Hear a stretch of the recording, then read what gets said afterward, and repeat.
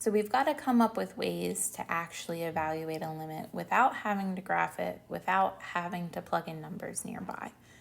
And if you noticed in a lot of problems in the last example or through your homework, a lot of times what happens is your limit ends up equaling that function value. So if you had just plugged in c. So we know that it doesn't actually depend on what happens at c, but it could be the case the limit ends up equaling the function value at that point. So in those cases, we can actually evaluate the limit by direct substitution. So if I want to take the limit as x approaches c for a function, a lot of times I can directly just plug in c. So well-behaved functions that you can do this for are said to be continuous at that value. But we're not going to learn about that just yet. I think that's going to come in either the next section or the section after. So what we're going to do is we're going to take a look at some special limits first and then work with some limit laws. So we're going to work with these three particular examples. So if I take the limit as x approaches c of some constant function b, well, that's just a constant. No matter the output, or no matter the input, the output is always going to be c. So if I let x approach c from, say, let's see if my pen, if I let x approach c from here, your y values are getting closer and closer to the actual output of the function, which is always b. So if I have a constant on the inside, the limit is just that constant. If I'm dealing with my identity function, f of x equals x, if I have this value of c, the y value corresponding to it is also c. So as we approach this, my output is I directly plug in c. And then if I'm dealing with our parabola and I have this value of c here, the y value would then be you plug it into the function, which would give you c squared. So if I approach on either side, I get to directly plug this in and I get c squared. So for these special functions, we can use direct substitution. So let's try to evaluate these limits using this process. I can directly substitute x equals negative 100 in here, but that does nothing. This is a constant. The output is always going to be 5, so no matter what x I'm approaching, the output is 5. Here, I've got my identity function. So as x is approaching 502, the y value is also approaching 502. This is our parabola. As x is approaching 4, my y would then be approaching 4 squared. So this limit would equal c. And when I have just a constant in here, regardless of the x I'm approaching, this being negative 100 million, that constant does not change at all. So this limit is going to equal 0. Okay. So with these basic functions and with a ton of limit laws, we've got 9 of them in total, we can actually evaluate a lot more limits. So suppose that k is some constant and both the limit for this function and this function exist. Then, first, if I want to take the limit of f plus g, I can take the limit of the one, add the limit of the other. If I want to take the difference of the two, I take the limit of the one minus the limit of the other. If I have a constant on the inside, that constant can just pop outside the limit.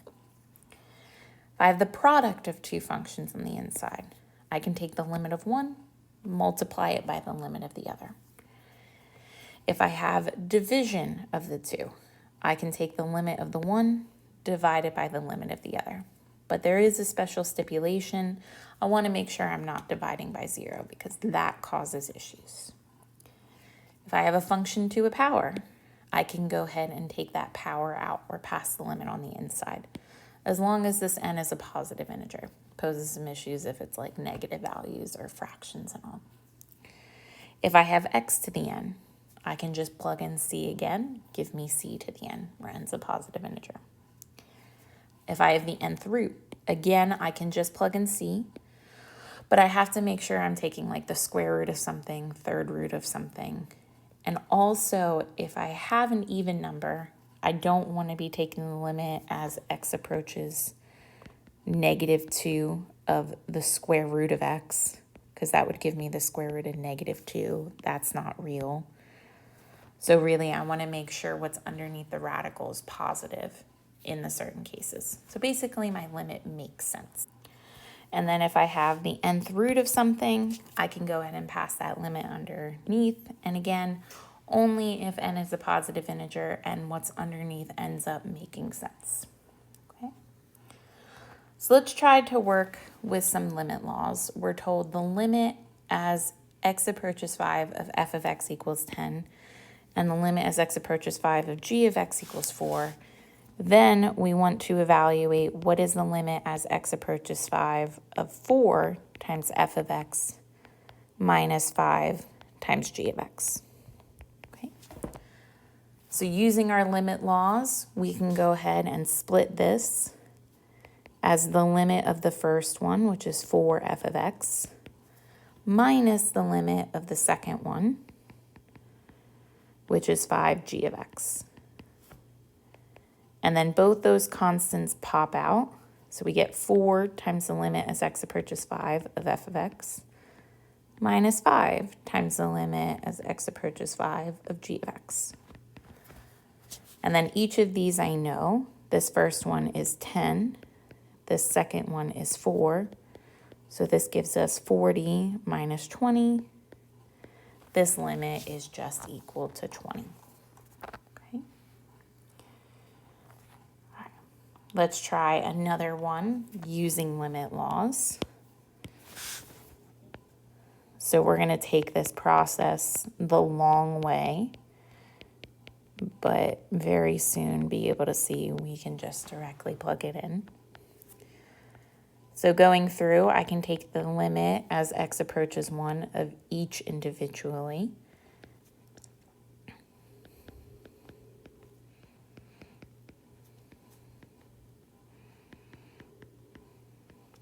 Okay. And then for this one, we can take that limit on the inside and deal with that fifth power afterwards. We can pull the 4 out. And then we're left with the limit as x approaches 1 of x squared. And then the limit as x approaches 1 of 7 is just 7. Okay. And then here, now I can plug in 1. That gives us 1 to the 5th. The limit of x squared, we can directly plug in 1. So that's 1 squared minus 7. So really, we were able to just directly plug it into this function using those limit laws. This gives us 1 plus 4 minus 7, which is 5 minus 2. This is equal to -2. Okay. So it happened to be that we could directly plug it in.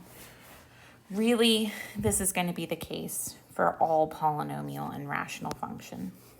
So if p is a polynomial and c is a real number, if you want to take the limit of that polynomial, you can plug it in. If you have a rational number, and as long as that number is in the domain, then if I want to take the limit of that rational function, I can just directly plug it in. So let's look at an example. Let's evaluate the limit of x cubed minus 1 over x plus 2. So if we look at that denominator, I have no problems plugging in 2. So we can directly plug that in. And this limit then is going to be the limit as x approaches 2 of x cubed minus 1 over x plus 2. We can plug in 2 to give us 2 cubed minus 1 over 2 plus 2, which is 8 minus 1 over 4, or 7 over 4. Okay.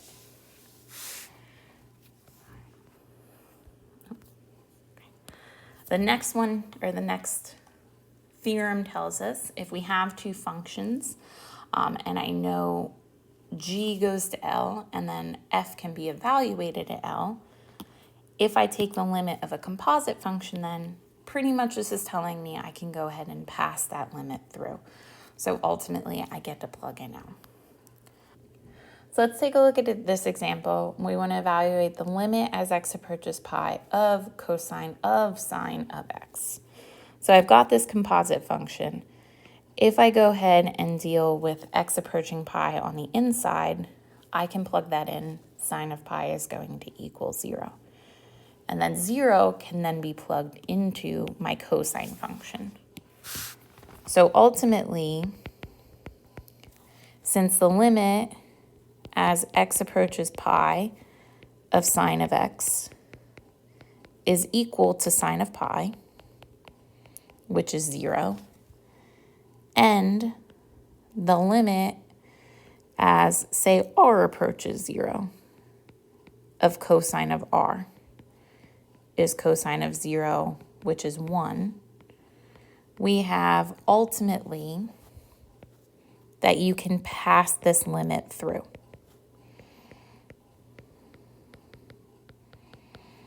So pretty much this is cosine of the limit as x approaches pi of sine of x.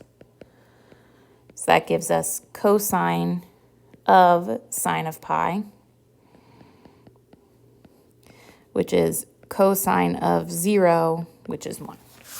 So pretty much we're able to go through and pass the limit. So in general, you can use this direct substitution for polynomials, rational functions, and also trig functions, as long as that value is in the domain. If it's not in the domain, we're going to have some other stuff we have to do. So let's try 2 quick examples. Let's look at the limit as x approaches 0 of tangent. 0 isn't a problem. Remember, this is sine over cosine. So this becomes tangent of 0, which is just 0. And in here, you can treat this as 2 separate functions. This is the limit as x approaches pi of x squared times the limit as x approaches pi of cosine of x. So that first piece gives us pi squared. The second one gives us cosine of pi, which is -1. So this limit is negative pi squared. Okay. So now let's get to this fun case. What happens if the value of c is not in the domain of our function? So let's take a look at this particular example. I cannot plug in 3 because that will cause me to divide by 0. So for this function 9 minus x squared over x minus 3, 3 is excluded from the domain. So we can't directly plug in this value, because if I do, that would give me 0 divided by 0. However, we can go about manipulating this. So if I look at 9 minus x squared over x minus 3, that numerator will factor really nicely, but I'm going to take the minus sign out just to make my life a little easier. So if you distribute that minus out, that would give you negative x squared plus 9. And now this factors really nicely into x plus 3 times x minus 3, divided by x minus 3. So it turns out these end up canceling, and this is negative x plus 3. So these 2 functions are exactly the same except at x equals 3. But since we're taking the limit as x approaches 3, I don't care what happens at 3 itself on my graph. So ultimately, if I'm taking the limit as x approaches 3 of 9 minus x squared over x minus 3, it is going to be exactly the same as this manipulated expression, negative x plus 3. And now I don't have an issue. 3 is in the domain of this.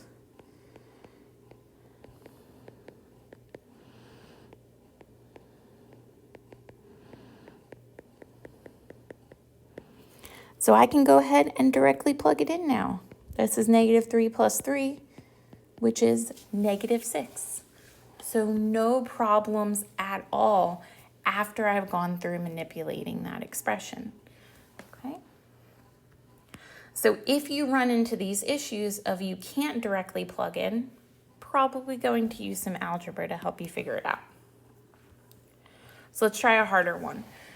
we've got the limit as u approaches 2 of this square root minus 3 over u plus 2. And again, bit of a problem. If I try to plug in 2 directly, this would give me 4 times 2 plus 1 minus 3 over 2 minus 2. That's really going to be square root of 9, which is 3. This gives me a form 0 over 0, and I have no idea what that is. Okay? So we can't directly plug in u equals 2 because the result is 0 over 0, which is called an indeterminate form. We don't know what happens. So in this case, we've got this square root. Let's try multiplying by the conjugate. So we want to evaluate the limit as u approaches 2 of this square root minus 3 over u minus 2.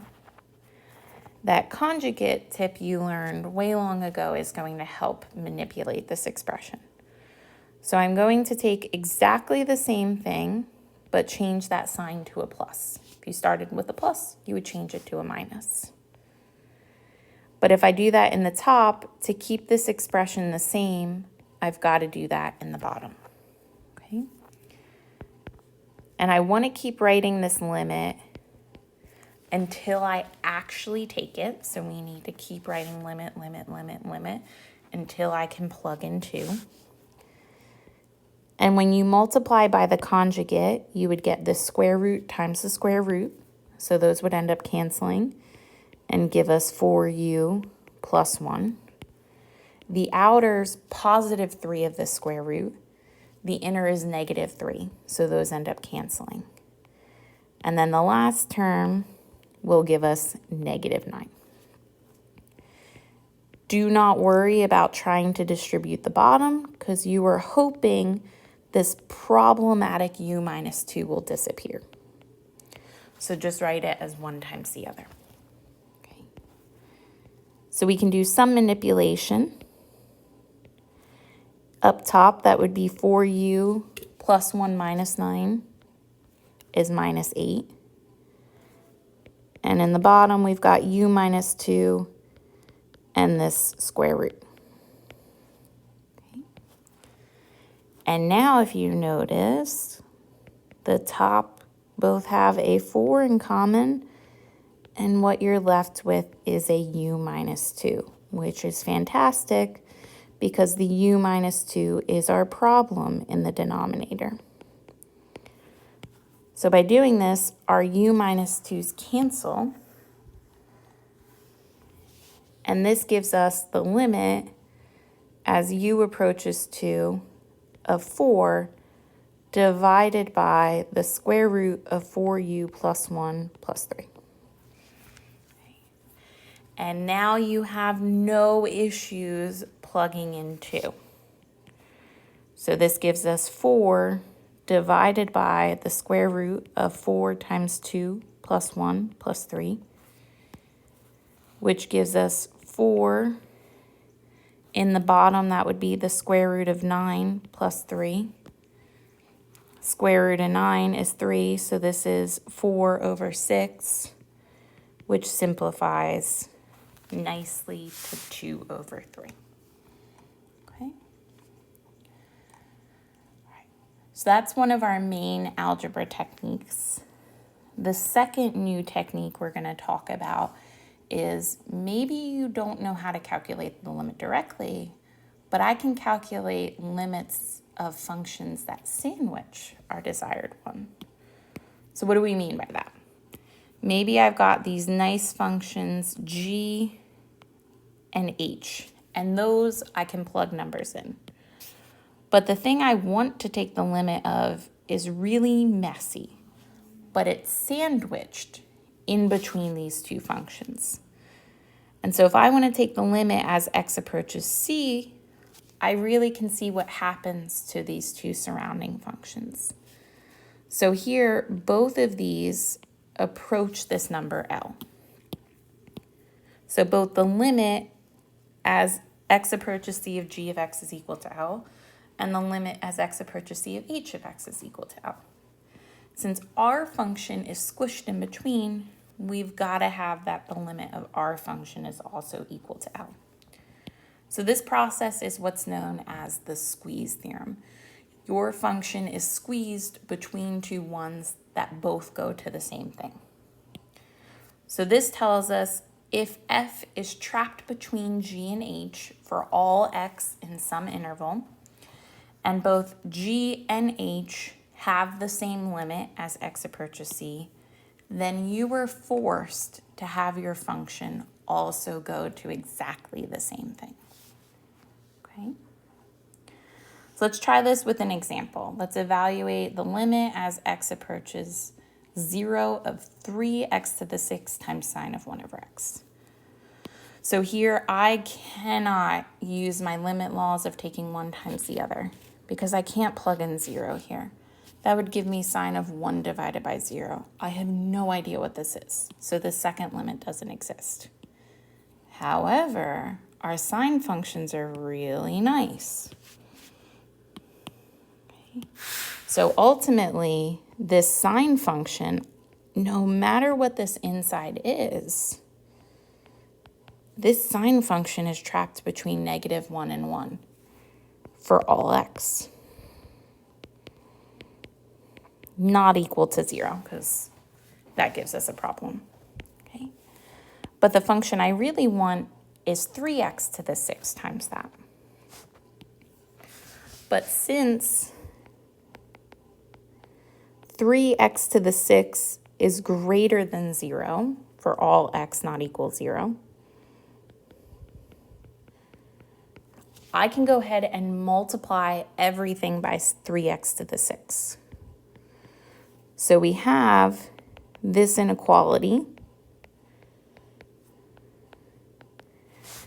I can straight multiply this by 3x to the 6 without changing any of those signs, because x to the 6 will be a positive number because it's an even power. Okay.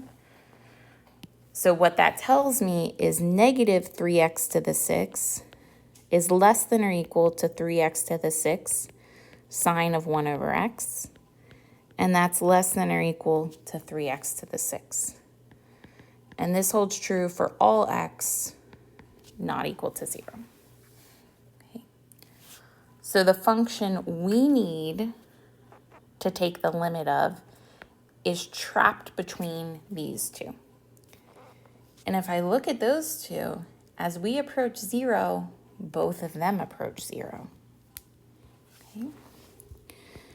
So because both the limit as x approaches 0 of negative 3x to the 6, that is 0, and the limit as x approaches 0 of positive 3x to the 6 is 0, by the squeeze theorem, I've got to state this,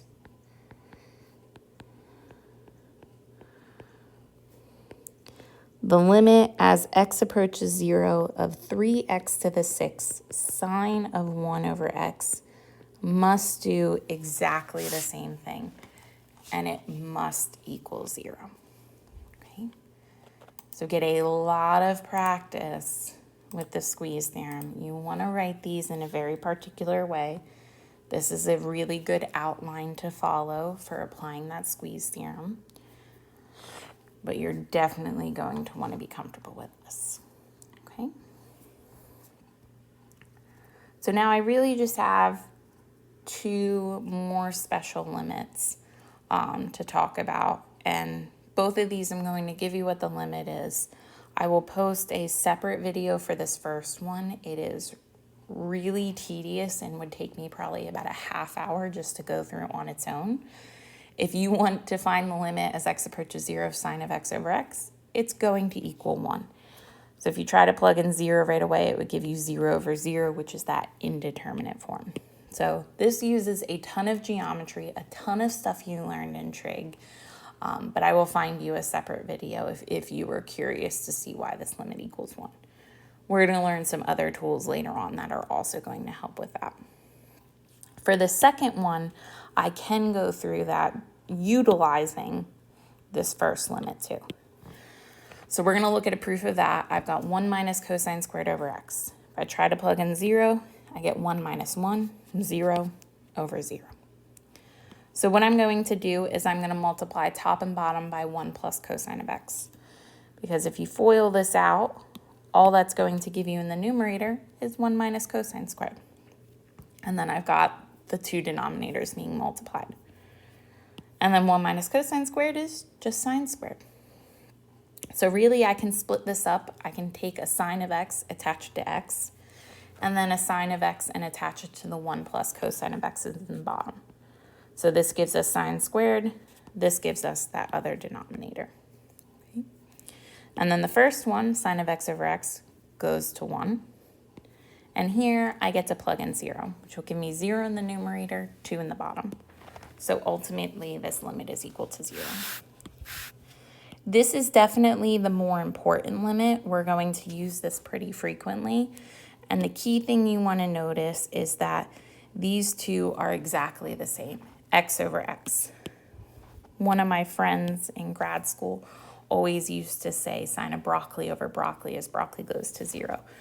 You just need these things to be exactly the same. So it could be, do Mickey Mouse, that's easy. Sine of Mickey Mouse over Mickey Mouse as Mickey Mouse goes to 0. It just needs to be the same thing for this limit to equal 1. So we're going to try an example working with this. We're going to evaluate the limit as x goes to 0 of sine of 7x over 2x. Okay? So we're going to utilize this limit, but I need this 7x and 2x to match exactly to be able to utilize this. So instead, I've got to do some manipulation. Okay? So we've got to apply our algebra skills to get there. Okay? So this is what I want. I want the limit as x approaches 0 of sine of 7x, and I want exactly the same thing here, 7x. But I can't just magically write this, okay? So I've got to do some balancing to really keep it exactly the same. Well, I'm changing this 2 to a 7, so that 2's still in the denominator. By introducing this 7 in the denominator, I've got to also introduce it in the numerator. Because what happens is then the 7 and 7 cancel. The x times 2 in the bottom gives me exactly the same equation I started with. Okay. And now the 7 over 2 can just pop out front. And we're left with the limit as x approaches 0 of sine of 7x over 7x. Okay. So you need this piece to be going 0. As x goes to 0, it does. So if I make a substitution and I let theta equal 7x, then as x goes to 0, theta goes to 7 times 0, which is 0. So really all that tells you is you're able to use exactly the fact that this is equal to 1 because those arguments are the same. That argument is going to 0. So this limit is equal to 7 over 2. Okay. The other thing you want to recognize is that if this is flipped up, so say you had the limit as x approaches 0 of x over sine of x, it's going to be the reciprocal still, 1 over 1. So it would still work out for you. Okay. All right. So that is it for this section. In the very next one, we're going to talk about continuity and one-sided limits. And then we are going to dive into infinite limits after that. And that will be the end of our first chapter. And we will extend this then to our tangent line problem in the next chapter.